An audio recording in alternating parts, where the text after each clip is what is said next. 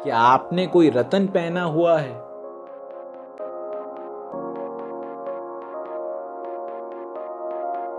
क्या आपके घर में कोई यंत्र है?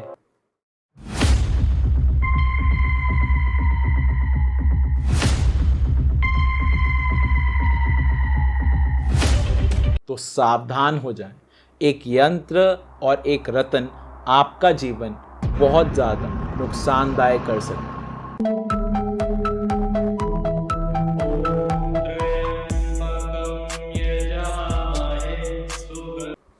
नमस्कार, आप सभी लोगों का स्वागत है एस्ट्रो अंगीरा में। आज हम बात करने वाले हैं कि कैसे एक रतन, एक यंत्र आपके जीवन को नुकसान पहुंचा सकता है।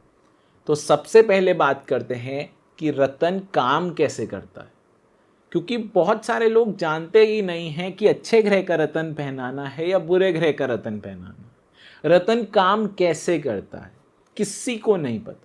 बहुत सारे लोग, बहुत अच्छे अच्छे एस्ट्रोलॉजर्स भी इस चीज़ का निष्कर्ष निकालने में असफल रहे और ऐसे ही हमारी रेमेडीज का जो अर्थ है वो समझाने में असफल रहे, क्योंकि हमारे पूर्वजों ने कोई चीज़ बना दी, वो लॉजिक नहीं देकर गए। और अगर आपको भी वो लॉजिक नहीं पता, तभी तो हमारी ज्योतिष को बार बार लोग ये बोलते हैं कि ये बहुत ज़्यादा अनसाइंटिफिक है। हर एक चीज़ के पीछे एक साइंस है, समझनी और समझाना आपका काम है। क्योंकि अगर आपको ये साइंस नहीं समझ आ रही है तो आपको नहीं कुछ समझ आएगा कि कैसे एक रतन काम कर रहा है, कैसे कोई चीज़ इंटरलिंक्ड है एक दूसरे से। तो सबसे पहले बात करते हैं कि कैसे एक रतन काम करता है, और उसके बाद मैं अपने एक्सपीरियंस से बताऊंगा जो मैंने आज से 5 साल पहले एक प्रैक्टिकल करा था स्टोन्स के ऊपर, उसके बारे में मैं आपको आज बताने वाला हूं। तो सबसे पहले बात करते हैं कि एक रतन काम कैसे करता है। देखिए, हमारे शरीर में 7 चक्र है और हमारे स्वर्ण मंडल में 7 ग्रह हैं, 2 ग्रह छाया ग्रह हैं। तो ये 7 ग्रह 7 चक्कर को डायरेक्टली डिनोट करते हैं। कुछ लोग अगर राहु केतु को भी इन्फ्लुएंस देना चाहते हैं तो हमारे वैदिक में 7 ही चक्कर का महत्व है। वैदिक ज्योतिष में कुछ लोग राहु और केतु को चक्रास के बीच की कनेक्टिविटी मानते हैं और कुछ लोग ऐसा मानते हैं कि ये अंधकार और उजाले को दर्शाता है। लेकिन बाकी धर्म में 9 चक्रों का धर्म और 9 चक्र का जिक्र किया गया है। 9 चक्कर में सबसे आखिरी जो चक्कर है वो है अर्थ स्टार चक्र, जो कि हमारे पैरों पर होता है, और एक होता है सोल स्टार चक्र जो हमारे माथे के ऊपर होता है, क्राउन चक्र के बिल्कुल ऊपर। तो ये हमारे पूरे 9 स्टार्स और 9 चक्र कंप्लीट करते हैं। तो ये 9 चक्र हमारे 9 प्लैनेट्स को डायरेक्टली सिंप्लीफाई करते हैं। हर एक चक्कर का एक अलग कलर होता है, हर एक ग्रह का एक अलग कलर होता है, हर एक रतन का एक अलग कलर होता है। अब हमारे पास 9 ही रतन है मेजर। अगर आप सब उसमें जाते हैं तो जैसे शुक्र देव का डायमंड है, लेकिन ओपल भी हम गिनते हैं, तो ऐसे ही सब रतन के कुछ सब रतन भी होते हैं। उस पर हम आज नहीं बात करने वाले, हम बात करने वाले हैं मेजर 9 रत्न पे और साथ ही साथ ग्रह पर। तो सबसे पहले बात करते हैं कि ये जो 9 प्लैनेट्स एंड 9 चक्रास हैं ये डायरेक्टली सिंप्लीफाई है। सबसे पहली चीज आप ये समझ लें, ये 9 planets and 9 chakras directly simplify इस तरह है। सूरज का प्रकाश मेरे रतन पर गिरा है और मेरे रतन से वो कलर मेरे शरीर में जा रहा है, क्योंकि मेरा शरीर इंटरलिंक्ड है एक दूसरे से। तो मेरे शरीर पर एक रतन का कलर मेरे शरीर पर जा रहा है, उससे मेरे वो चक्र की एनर्जी हील होगी। इससे हम स्टोन्स और प्लैनेट्स को इनडायरेक्टली ठीक करते हैं अपने जीवन पर उनका प्रभाव सही करने के। लेकिन अच्छा ग्रह और बुरा ग्रह इसमें बहुत ज़्यादा महत्व रखता है। अगर आप अच्छे ग्रह का रतन पहनते हो तो वो आपको अच्छा रिजल्ट देगा, अगर आप बुरे ग्रह का रतन पहनते हो तो वो आपको बुरा रिजल्ट देगा। रतन का काम है पावर को इंक्रीज करना। रतन कोई ट्रांसफॉर्मर नहीं है कि वो पावर आ रही है तो अगर लो है तो उसे हाई कर देगा और हाई है तो उसे लो कर देगा, ऐसा नहीं। वो सिर्फ और सिर्फ आपके अच्छे प्लैनेट पर अगर डिग्री कम है, पावर कम है, तो उस पावर को बढ़ाया जा सकता है कि आपको और अच्छे रिजल्ट मिल जाए। क्योंकि हम एक पर्टिकुलर कलर्स में पैदा होते हैं, पर्टिकुलर साउंड में पैदा होते हैं। जो हम नक्षत्र थ्योरी में साउंड थ्योरी पढ़ते हैं, वो साउंड थ्योरी क्या है कि जिस समय हम पैदा हुए हैं हर एक नक्षत्र एक एक साउंड प्रोड्यूस कर रहा है। वो साउंड जब मैच होती है तभी हमारा जन्म होता है। जिस समय वो सबसे ज्यादा डिस्टर्ब होगी उस समय हमारी मृत्यु हो जाएगी। ये सिंपल चीज हमारी साउंड थ्योरी में हम पढ़ते हैं नक्षत्र में। और यही कलर थ्योरी में, मतलब हमारे चक्रास में जब हम पैदा हुए हैं तो पर्टिकुलर ग्रह कोई पर्टिकुलर डिग्री ऑफ कलर हमें दे रहा है। वो डिग्री ऑफ कलर हमारे चक्रास को मिली। अब वो चक्र हमारे कितने कितने परसेंट एक्टिवेटेड हैं और कितने कितने परसेंट हमने खुद अपने कर्मों द्वारा डीएक्टिवेट कर दिए।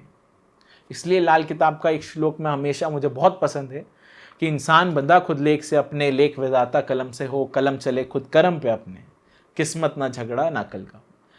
कर्म चले खुद कर्म पे अपने, मतलब भगवान के हाथ में डोर है लेकिन हमारे कर्मों से ही वो अपनी कलम लिखते हैं।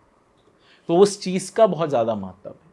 तो सबसे पहली चीज ये है कि हम अशुभ ग्रह का रतन नहीं पहनेंगे, शुभ ग्रह का रतन ही पहनेंगे। अगर आपको कोई अशुभ ग्रह का रतन पहनाता है तो वो आपको एक बैड स्टोन रिकमेंड कर रहे हैं। एक बैड स्टोन रिकमेंड करने का मतलब ये होता है कि जब वो आपको ये स्टोन रिकमेंड करेंगे तो आपकी लाइफ में प्रॉब्लम्स आना निश्चित है। हील इन द सेंस वो आपके चक्रा की पावर नहीं बढ़ाएंगे। चक्कर की पावर आपको मेडिटेशन से ही बढ़ानी पड़ेगी। चक्कर फुल ही चार्ज आपको मेडिटेशन से ही करना होगा, क्योंकि चक्कर तो हमारे डीएक्टिवेटेड होते ही रहते हैं हमारे कर्मों द्वारा। जब हमारे रतन हम पहनते हैं तो वो जो डीएक्टिवेशन हो रहे हैं हमारे चक्कर, वो हल्के हल्के हील होने शुरू हो जाते हैं, क्योंकि उसमें बहुत ही कम पावर है। अगर एक व्यक्ति में बहुत ही कम एनर्जी है और मंगल अच्छा है तो वो अगर मूंगा पहनता है तो उसकी एनर्जी धीरे धीरे बढ़ती जाएगी, वो बहुत जल्दी थकेगा नहीं।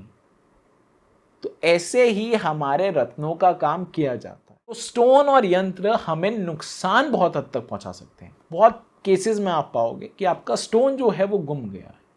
स्टोन, बहुत सारे लोगों को पता भी नहीं होगा कि वो जो स्टोन पहनने हैं उनका स्टोन जो है वो इनके लिए कभी काम ही नहीं करेगा, या फिर जो वो स्टोन पहने हुए हैं वो स्टोन क्रैक्ड है, वो कभी किसी काम का नहीं।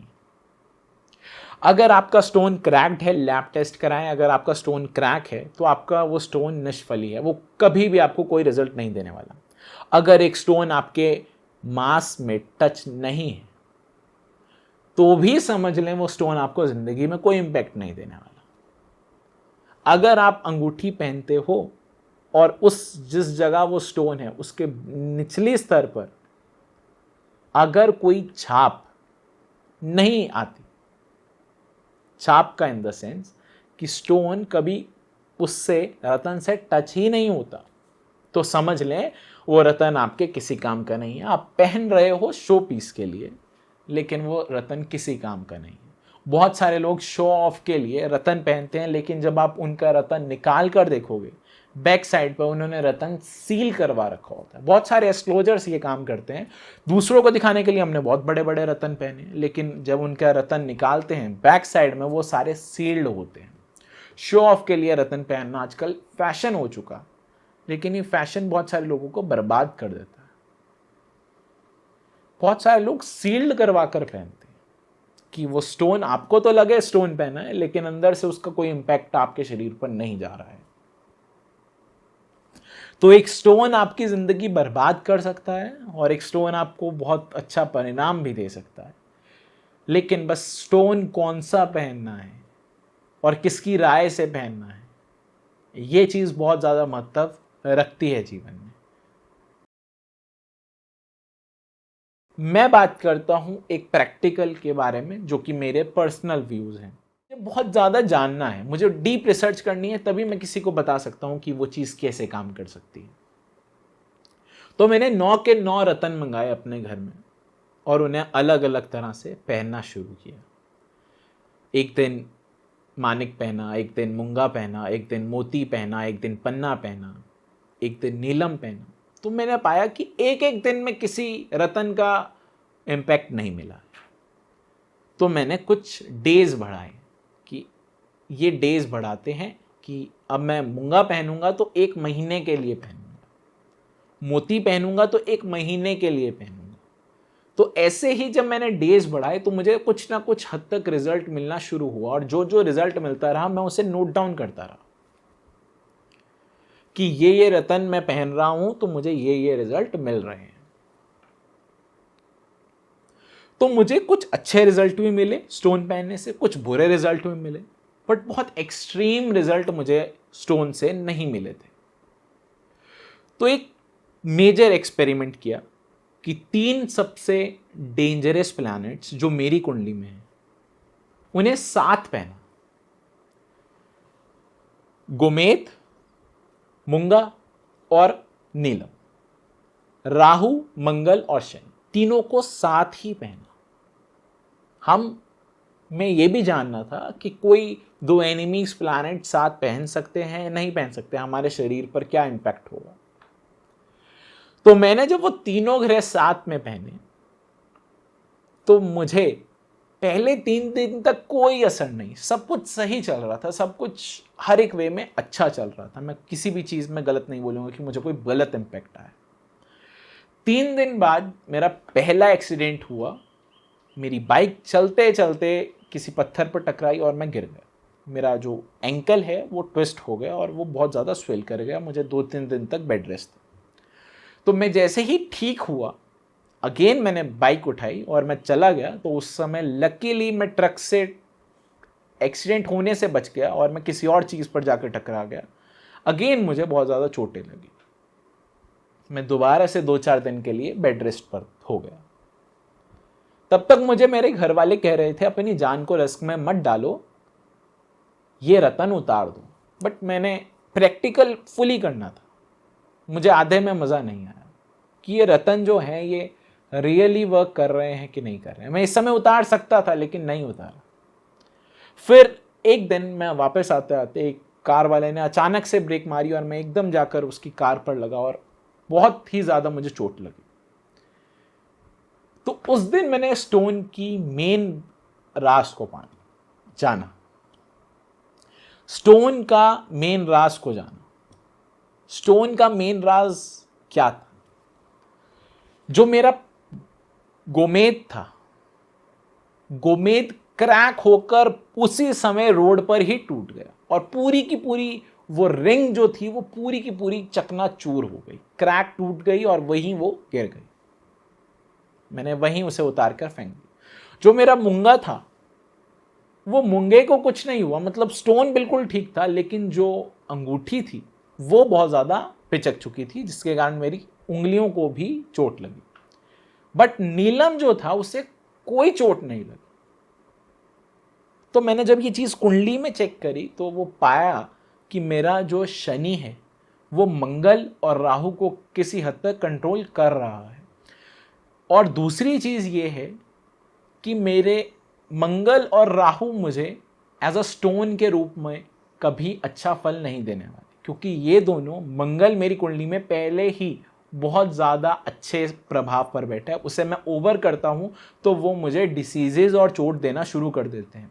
राहु मेरे जीवन में मुझे बहुत अच्छा प्रभाव नहीं दे रहा है और वो अच्छा प्रभाव नहीं देने के कारण मुझे चोट, और ऐसी चोट लगी जिसमें नील ज़्यादा पड़ रहे हैं, और साथ ही साथ मैं बेड रेस्ट पर बार बार आ रहा हूँ और मुझे बुरे ख्याल बहुत आ रहे हैं। तो वो राहु मंगल के इम्पैक्ट आ रहे हैं। शनि के नील भी यहाँ मैं मानता हूँ, लेकिन मेरी हड्डी नहीं क्रैक हुई। इतनी मेजर प्रॉब्लम्स थी। डॉक्टर के पास जब मैं गया तो डॉक्टर ने ये बोला कि आपकी 101% एंकल की जो बोन है वो क्रैक हो चुकी है। लेकिन जब उन्होंने एक्सरे में देखा तो बोन क्रैक नहीं हुई, सिर्फ मांस फटा था। तो उससे मुझे ये समझ आया कि मांस फटना मतलब मंगल और हड्डी टूटना मतलब शनि। तो हड्डी नहीं टूटी मतलब शनि ने मुझे कोई बैड इंपैक्ट नहीं दिया, मंगल ने मुझे बैड इंपैक्ट दिया, राहु ने मुझे बैड इंपैक्ट दिया। तो कुछ चीजें हम समझे कि जो ग्रह अच्छा है उसका रतन पहनने से अच्छा फल मिलेगा, जो ग्रह बुरा है उसका रतन पहनने से बुरा रिजल्ट मिलेगा, और जो ग्रह फुल पावर में है उसको अगर और पावर देते हो तो वो ग्रह तानाशाही पर उतर आता है। तो रतन का काम है पावर देना, रतन का काम कुछ और नहीं है, रतन का काम है पावर देना। ऐसे ही जब मैंने बाकी ग्रह पहने तो चंद्र जब मैंने पहना है तो मेरे इनकम अच्छी होने लगी, लेकिन साथ ही साथ मुझे टेंशन भी होने लगी, मेरा मन अंदर से घबराहट बहुत ज़्यादा मुझे होने लगी। जब मैंने सूर्य पहना तो मैं बहुत ज़्यादा चिड़चिड़ा और मुझे गुस्सापन आने लगा। ऐसे ही जो ग्रह जिस कुंडली में जिस स्थिति में है उसी स्थिति का फल वो उस ग्रह को इंक्रीज कर देता है। स्टोन का सिर्फ और सिर्फ इतना, हर व्यक्ति को स्टोन सूट नहीं करता। कुछ व्यक्ति को जिंदगी में कभी स्टोन नहीं पहनना चाहिए। मैं बहुत सारे लोगों को ये बोल देता हूं आप कोई स्टोन मत पहने। आप स्टोन पहनते हो, आप सोचते हो कुछ अच्छा होता है। लोग 50-50 लाख के डायमंड पहनकर बैठे हैं और उनसे पूछो कि क्या रिजल्ट मिला है इस डायमंड का, तो वो बोलते हैं कुछ भी नहीं, शो ऑफ के लिए पहना है जी। तो सिर्फ और सिर्फ इतनी सी बात है कि आपको समझना होगा कि एक स्टोन आपके लिए बेनिफिशियल है, नहीं है, निष्फली तो नहीं है। एक अगर आप अस्त ग्रह को, बिल्कुल ही डेड प्लैनेट को, या फिर बिल्कुल ही जीरो प्लैनेट को डिग्री देने लग रहे हो, पावर दे रहे हो, तो वो ऑटोमेटिकली आपको पावर नहीं देगा, जनरेट नहीं कर पाएगा कुछ आपके जीवन में।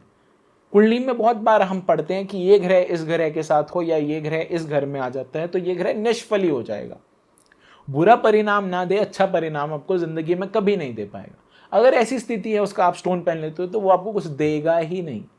शो ऑफ के लिए पहन के रखें, बहुत अच्छी बात है। तो स्टोन बहुत ही बड़ी चीज है, उसके बारे में बहुत ही सोच समझकर विचार करें और बहुत ही सोच समझकर पहने। आशा करते हैं आपको आज की ये वीडियो अच्छी लगी होगी। अगर आपको कोई भी समस्या है अपने स्टोन से रिलेटेड तो आप कमेंट बॉक्स पर हमें बता सकते हैं। हमें जब भी समय मिलता है हम रिप्लाई ज़रूर करेंगे। आज के लिए मैं अपनी वाणी को यहीं विराम देता हूं। धन्यवाद।